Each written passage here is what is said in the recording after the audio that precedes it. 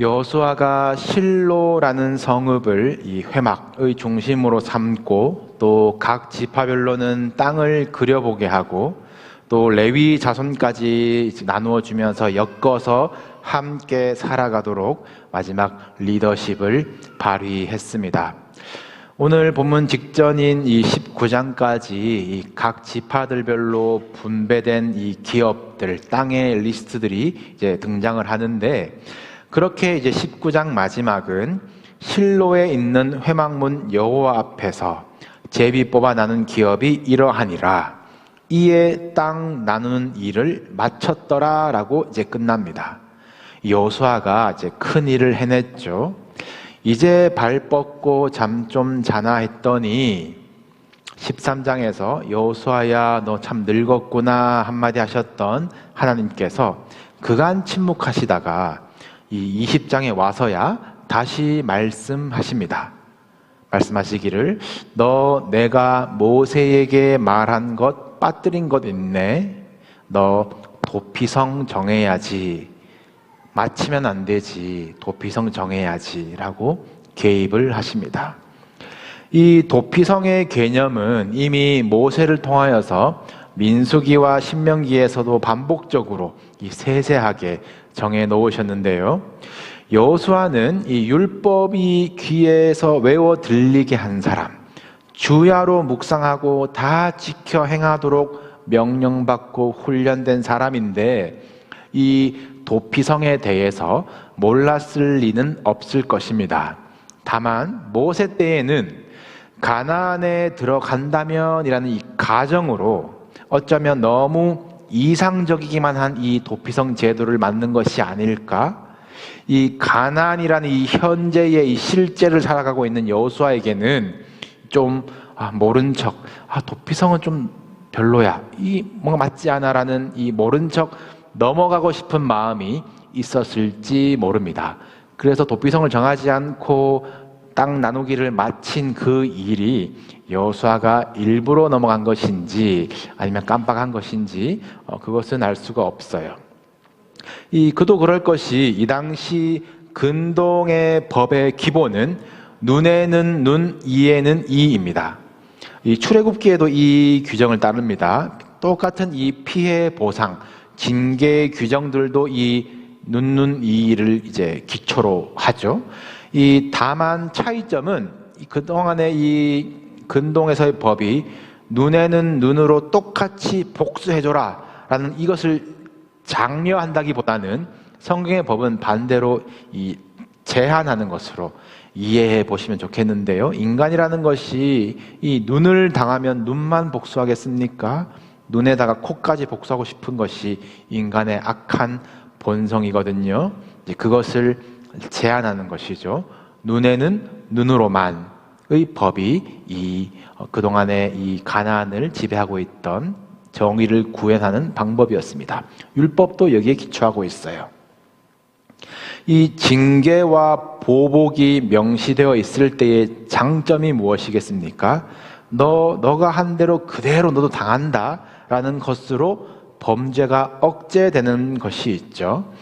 그래서 이 당시 나라나 민족이나 법이 다 달라도 이런 눈이 같은 이런 동형복수법이라고 하나요? 네, 동해복수법이라고도 하는데, 이런 공통의 문화가 널리 작동한 것 같습니다. 오늘 본문에도 이 피해 보복자라는 말이 나오는데, 사람을 죽였으면 그 피해 보복을 하도록 용인해 주는 것, 이것이 너 형제가 그 사람에게 죽었어? 너 복수해, 피해 보복을 허락한다. 이것이 오히려 사회의 질서를 유지시키는 효과가 있다는 것이죠. 그런데 이 도피성이라는 개념은 여기에 브레이크를 겁니다. 예외를 두는 것이에요. 피해 보복이 돌고 돌아야 이 죄의 대가, 죄가 무서운 줄 아는 것이고 사회에서 약속한 이 정의가 구현되는 것인데, 너가 혹시 모르고 실수로 죄를 지었다면, 실수로 사람을 죽였다면 도피성으로 도망하여라, 달려가라. 도피성에서는 그 살인자를 받아주어라. 피해 보복자에서 보호받으면서 이 살인자가 정식 재판을 받을 수 있도록, 아니면 당시에 대제사장이 죽어서 사면되기까지 도피성에서의 이 피해 보복자를 피할 수 있게 해 주어라, 보호해 주어라 라는 것이 도피성의 개념입니다. 이 도피성을 이스라엘 전국 어디에서든지 하루길이면 도피성에 들어갈 수 있도록 6군데를 정해 주셨어요. 요즘도 자기 동네에 어떤 특정한 시설이 들어오는 것을 반대하는 그런 움직임을 보신 적이 있을 겁니다. 그런 혐오 시설이라고 하나요? 이런 건 우리 동네 안 왔으면, 이런 것이죠. 이 당시도 마찬가지 아니겠습니까? 이유가 어떠하든지 간에, 실수든지 간에 그 사람이 사람을 죽였어요. 사람 죽인 사람이 와서 이웃으로 눌러 앉는 것을 누가 환영하겠습니까? 그리고 이게 누구나 도피성으로 갈 수 있다는 것이거든요. 이스라엘 모든 자손과 그들 중에 거류하는 거류민까지라고 했습니다. 그러니까 이방인, 외국인을 포함해서 누구나예요. 그러니까 이게 피해 보복자가 혹시나 다른 지파라면은 우리 같은 지파끼리 좀 이해하자, 용서하자, 이게 될 텐데, 혹시 거류민, 외국인이 타국에서 도망쳐와서 도피성에 들어갔다, 다른 나라, 다른 민족, 다른 족속이 쳐들어온다라고 했을 때에 피해 보복자들로부터 이 사람을 지켜줄 수 있을까? 굉장히 어려운 문제입니다. 이거 6군데는 여기다 발표할 때에 그 해당 지파들의 불만과 또 이게 피해 보복이 순환되어야 어떤 선기능이 있는 것인데, 여기 굳이 예외를 두면서 무죄냐 유죄냐 따지고 또 피해 보복자들과 대치하는 것, 이 여러모로 정말 피곤한 제도가 도피성입니다. 이 여호수아가 이거 슬쩍 넘어가고 도피성 안정하고 그냥 땅 나누는 일 마쳤다라고 하고 싶었을 심정이 약간 이해가 가시죠? 여호수아가 끝내고 이제 덮고 싶었던 일을 하나님께서 다시 여시고 도피성 정하기를 콕 집어서 말씀하시는데 의아한 부분이 있습니다. 오늘 본문 2절을 보시면 내가 너희에게 말한 도피성들을 너희를 위해 정하여 라고 하죠. 3절에서도 반복됩니다. 이는 너희를 위해 피해 보복자를 피할 곳이니라. 이 도피성이 살인한 사람을 위해서가 아니라 너희를 위해서라고 말씀하신다라는 것입니다. 이것 실수로 살인한 자를 구제하는 시스템이고, 또 보통의 선량한 사람들, 다수의 사람들, 특히 도피성에서 살아가야 하는 원주민들은 오히려 손해를 보는 것 같은데, 이것이 너희를 위한 것이라니요? 이 부지 중에 살인한 자를 위한 도피성이 우리를 위한 것이라는 이 하나님의 말씀에서 몇 가지를 함께 묵상해 보고자 합니다. 먼저 첫째로, 우리를 위한 도피성이라는 말은 하나님 보시기에 우리 모든 사람은 죄 앞에서 한없이 연약하여 부지 중에 살인까지 저지르기에 충분한 자들이라는 것이에요. 예수님은 말씀하시기를 사람의 마음에서 나오는 것이 사람을 더럽게 하는데 마음에서 나오는 것이 악한 생각, 살인, 간음, 음란, 도둑질, 거짓 증언, 비방이라고 하셨습니다. 또한 산상수훈에서 살인하지 말라라는 계명을 확장시켜 주시는데 형제에게 노하는 자, 욕하는 자, 조롱하는 자 또한 살인과 마찬가지로 지옥불에 들어갈 것이다 라고 경고하셨어요. 우리 중에 사람을 죽일 사람은 없겠죠? 네. 이 말도 사실 진리는 아닙니다. 그러기를 바랄 뿐이죠. 네. 총칼로 살인은 일어나지 않고 있지만 우리의 마음속에는 어떤 더러움이 하루에도 몇 번씩 일어납니까? 미워하는 마음, 시기하는 마음, 악한 생각으로 저주하고 저 사람 내 앞에서 사라졌으면 이미 마음으로는 살인한 것에서 여러분들 얼마나 자유로우십니까? 수군거리고 가십하고 흉보는 것으로 그 영혼에 새치혀의 칼로 찌른 것, 그 인격적인 살인은 저를 포함해서 우리 모두가 부지 중에 너무도 많이 저지르고 있다는 반성이 있기를 원합니다. 여러분, 나는 도피성 없어도 살 수 있어. 도피성 갈 일 평생에 없을 거야. 착각하지 마십시오. 우리는 모두 도피성이 필요한 연약한 죄인들입니다. 우리를 위한 도피성, 이 두 번째 의미는 하나님은 우리가 살기를, 구원받기를 정말로 원하신다라는 것이에요. 우리가 생명을 얻기를 바라시는 분이십니다. 정의의 하나님, 죄를 반드시 심판하신 하나님이시지만 연약한 우리가 실수로 저지른 죄에 대해서 살 길을 열어주시고 하루길 달려 닿을 곳마다 도피성을 놓아주시고 피해 보복과 보복이 끊임없이 이어지는 것을 막아주셨습니다. 이 굳이 도피성이라는 이 다수가 피곤한 제도를 만드셔서까지 한 사람이라도 살려보시려는 하나님의 자비하심이에요. 우리 모두가 같은 법 아래 살아갑니다. 교회도 세상 법을 존중하면서 따라 지켜야 하죠. 눈에는 눈, 이에는 이가 그 원리라면 거기에 맞추어서 법과 질서를 지키는 것이 세상을 살아가는 시민, 성도의 의무입니다. 모든 사람은 법 앞에서 평등하다, 예외가 없다. 이것이 세상이 지향하는 심판의 원리예요. 성도도 당연히 이 원리 속에 들어갑니다. 그러나 성도가 또 한편으로 이제 기억해야 할 것은 우리에게는 은혜의 원리도 있다. 예외를 두시고 살 길을 열어주신 것, 우리가 그렇게 은혜를 입었다. 이것을 잊지 말아야 합니다. 공의의 하나님이시자 또한 사랑의 하나님, 심판주의시자 또한 자비의 아버지이신 하나님을 알아가야 하는 것이에요. 우리가 좌로나 우로나 치우치지 말고 하나님의 법을 주야로 묵상해야 하는 이유가 이 동전의 양면과 같은 두 원리가 참 어렵기 때문입니다. 이 도피성이라는 것이 빈성이 아니고 이 죄 지은 자가 도망쳐서 들어간 어떤 건물이 아니거든요.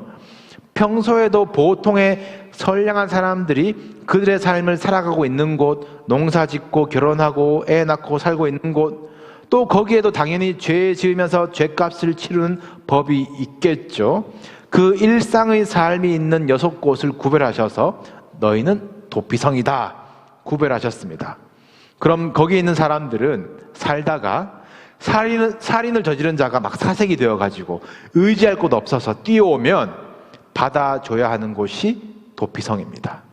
피해 보복자가 쫓아오면 막아줘야 하는 것이에요. 심판의 원리, 은혜의 원리가 따로 있는 것이 아니라 심판 속에 은혜가 같이 있게 하신 것입니다. 이 공교롭게도 도피성으로 지정된 6개의 성읍을 다 보시면 전부 지난주에 레위인들이 따로 받았던 성읍들 중에 포함되어 있어요. 이 레위인들 누구입니까? 성막을 담당하는 자들, 예배 드리는 자들. 이 레위인들은 자신들의 어떤 경건해야 할 삶에 갑자기 뛰어 들어오는 죄인을 보고 무슨 생각을 할까요? 거룩하라고 구별하신 레위인들의 성읍이면서 동시에 죄인들을 품고 살라고 또 구별하신 도피성의 이유가 무엇일까요? 양의 피로 죄를 갚습니다라는 제사를 드리면서 또 피해 보복은 막아야 하는 그 상황을 어떻게 이해해야 하겠습니까? 이것이 도피성에 사는 레위인들의 참 아이러니한 삶입니다. 그리고 오늘날 성도가 극복해야 할 아이러니입니다. 분명한 심판과 천국과 지옥을 말하면서 동시에 하나님이 얼마나 당신을 사랑하시는지 전하는 것. 하나님이 우주 만물을 창조하시고 먼지 같은 우리를 돌보신다 찬양하면서 동시에 그 창조 세계에 일어나는 비극적인 일들까지 거기에는 하나님의 뜻이 있다. 받아들여야만 하는 것. 교회는 예수 그리스도의 몸이다 라고 말하면서 동시에 참 사랑하기 힘든 교회의 모습들에 갈등하는 것. 구원받아라 생명을 전하면서 동시에 내 생명은 바치는 것. 성도의 역설입니다. 레위인의 성읍과 죄인들의 도피성, 별개가 되어야 할 것 같지만 하나님은 레위인의 성읍이자 동시에 죄인들의 도피성이 되게 하셨어요. 사랑하는 성도 여러분, 진리의 성령님께서 성도의 역할을 깨닫게 하시기를 축복합니다.